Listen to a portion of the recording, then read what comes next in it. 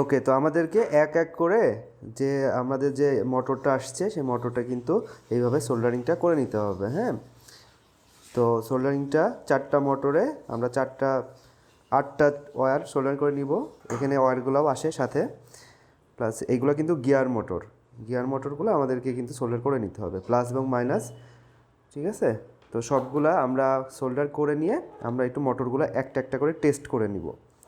ঠিক আছে, তোমরা সবাই টেস্ট করে নিবা, কারণ অনেক সময় মোটরের সমস্যা হলে পরে সব অ্যাসেম্বলি করার পরে একটা প্রবলেম হলে কিন্তু সবগুলো আবার খোলা লাগবে। ওকে ওকে, তো এখানে আমরা 4টা গিয়ার মোটর সোল্ডার করে নিলাম ওয়্যারগুলা। তো এখন আমরা একটা একটা করে টেস্ট করে নিব। টেস্ট করে নিয়ে আমরা সবগুলা কোন ডিরেকশনে ঘুরবে সেটা ঠিক করে আমরা আমাদের যে বডি আছে বডির সাথে অ্যাসেম্বলিটা করব।